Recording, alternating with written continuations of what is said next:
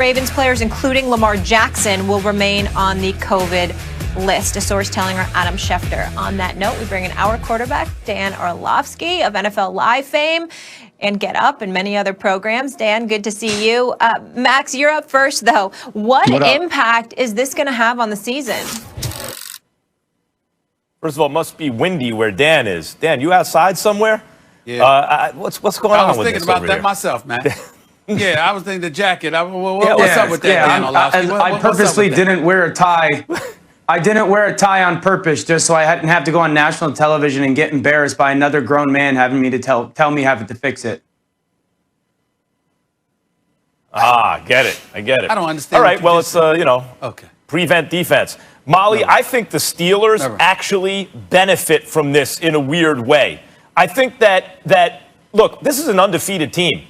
And it's not their fault. It's like, hey, we're heading into week 13 now. Why do they have 10 wins? But it's an undefeated team very late in the season. And they don't have the respect that they're due, really. People still don't believe in them. They don't show up on anyone's number one power rankings or anything like that. And throughout the season, it's been a steady climb. And people have been hesitant to believe it. Early because the schedule is soft. Later because they don't blow out most teams. The good teams, they squeak by. Because, as I've said, great well-roundedness is not like great overwhelming offense. Mediocrity doesn't just get blown away. It just gets beaten. And so when we look to their wins and use them as measuring sticks, well, the Steelers only beat this team by a field goal, that team by 6 points, whatever it was. Not like this other team over here blew them out. No, but the Steelers, all they do is win. And I don't care how internally motivated you are. Guys, why is Tom Brady last year tweeting something basically at me saying Cliff and showing the miles per hour on the radar gun for the football? Like, what does he care about what I say, right? He's internally motivated. Why did Derek Jeter on the 98 Yankees, greatest team ever, say after they won the World Series, no one thought we could do it, when actually everyone thought they were going to do it? Because I don't care how internally motivated an athlete is, they're constantly looking for extra motivation, external motivation, right? The Pittsburgh Steelers are going to use this now. A team that didn't fall into traps in trap games anyway. A team coached by Mike Tomlin that takes every opponent seriously. Nevertheless, is going to be even more intense for the rest of this season. Because for the second time, well, it's more than 2 times, but it's with 2 different teams, the Titans and the Ravens, probably the 2 toughest teams on their schedule so far, right? They have to postpone things. They have to move things around. Whether or not it's medically the responsible things to do, they're going to think, and they said, we're getting jobbed here. So they don't get enough respect. Then they feel like they're getting jobbed by happenstance or by the league or by their arch rivals, the Ravens. It doesn't have to be perfectly rational. It just has to be the way they feel. I believe they're going to use this as motivation. I think we're going to see the best version of the Steelers, partly as a result of this from here on out. I think they just got even more dangerous. I think you're reaching. I don't think that whatever you're seeing from the Steelers, I don't think it's going to be because of what has transpired here. And Dan, by the way, I do like the jacket. It's just that the zipper threw me off because it's over your right shoulder. But that's neither here nor there. I'll get back to that later, some other time. Thank you. Here's the bottom line with the Steelers. Everybody walked into this season knowing that change was going to take place. Like, it wasn't the September, if you remember the September 11th attacks in 2001, obviously the Super Bowl, ultimately the date was moved back or what have you, if I remember correctly, and they really haven't had postponements to their schedule since that time. We understand how sticklers the NFL is in terms of keeping things on schedule, but they came into the season knowing that changes were imminent. Week 4 with the Tennessee Titans, the multitude of things that they had to do with the New England Patriots because of the the number of folks that ended up testing positive. With the Baltimore Ravens, the Steelers might be incredibly frustrated, but they might be incredibly frustrated because the games keep being moved back a day here, a day there, a day there. But you can't blame anybody. When you look at the Baltimore Ravens, I mean, every single day, there's an additional positive test. So the Steelers might be perturbed. They might be a bit annoyed. But in the end, ultimately, what you have to reach the conclusion of is that, again, we're going through a global pandemic. We're seeing cases spike all over the country, particularly during the months of December and January. People are incredibly worried about how worse things are going to get. And the NFL hasn't been able to escape that reality. They already canceled the Pro Bowl, okay? You know they anticipate the possibility of having to move the Super Bowl back. They know that that stadium is going to be, Raymond James Stadium, whatever it is in Tampa Bay, is going to be available. all of these contingency plans have been addressed. So when you're the Pittsburgh Steelers or any NFL team for that matter, because we're talking about COVID-19, in the immediate moment, it might be frustrating because you're trying to get on the schedule. You know you're ready. You're ready to go, and the other team is not. And you understand that there's some blame to be pointed in their direction because a few individuals may have been irresponsible.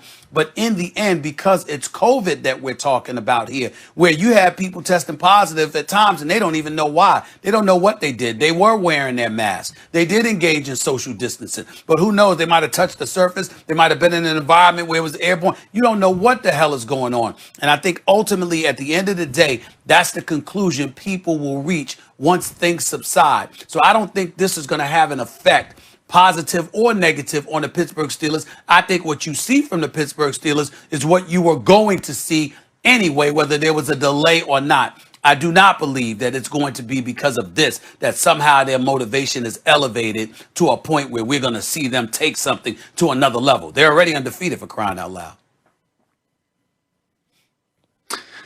Yeah, before I get into the question, Max, let me address, listen, I don't need you to come at 10:30 in the morning. I already got a long day. I know I got a long day with you after what happened last night. I don't need to come on at 10:30 and for you to try to take a shot at my wardrobe, okay? You got all your buddies and all your cronies hitting me up on social media about Carson Wentz. I know at 11 o'clock when I got to come back on and talk about the Eagles and Carson Wentz, my hands are full. So the last thing I need is for you to take your shot at my jacket, okay? It's a free jacket. I want to wear it. Now to the question. I think there's really two big ramifications with what's going on in this game. One, this is really, really damning for the Baltimore Ravens. I mean, this is a team that's the number 8 seed in the playoffs, and their chances of winning this football game are less than 1%, less than 2%. I mean, so you're talking about a team that, because of COVID and because of the rules and the protocols and the constant postponement of the game, that they're going to be without some really key players. They're going to lose this football game sitting at 6-5, and now likely going to be sitting at 6-6 as the 8th seed, which is going to be a huge game. I mean, we're talking one game could be the difference between not just getting the 1 seed and winning your division, but getting into the actual playoffs. And so this game is going to be huge, a huge mountain for them to climb afterwards to try to get back into the playoff race, because you're talking about Las Vegas and potentially New England being back into the picture because of it. And the second thing that I think of is this. This needs to be, in many ways, a warning sign or because I sit back and go, okay, maybe in week 11 or week 12, to the Baltimore Ravens, who might not be one of the glamour teams of the NFL, I don't want to say that, but like a team that's expected to win the Super Bowl this year, it might be somewhat easier to postpone this game. But what happens if it's week 16 or week 1 of the playoffs and it's Patrick Mahomes? And there's this constant, okay, Monday there's positive tests, Tuesday there's positive, Wednesday, are they just going to constantly push playoff games? What happens if it's Aaron Rodgers and the Green Bay Packers? So this needs to be a really big moment for the NFL to go, how can we learn to better protect ourselves when we get into a moment where these games can't just be pushed 3 or 4 days because of the competitive advantage and disadvantage of win or go home scenarios. And that's the playoffs. So this is huge for the Ravens, a huge detriment for the Ravens, but also the NFL needs to learn from what has happened over this past 10 days with this game and make sure that they are ready, or a proactive setting playoffs. I appreciate what you got. Like, I hear you, Dan, and your focus on the NFL or Stephen A. on the Ravens or whatever you guys want to say is fine, but that just goes to my point. The Steelers are going to look at this like this. Everyone's talking about the NFL or the Ravens. This is about us. We're undefeated. There is one undefeated team in football, and it happens to be a team who's tied for the most Super Bowl championships in history. And it took the Patriots a whole, the entire dynasty to finally even catch the Steelers for Super Bowl titles. They're like, hold on, time out. We're a national brand, one of the greatest franchises. You could even argue the greatest franchise in the history of the NFL. We're undefeated this late into the season.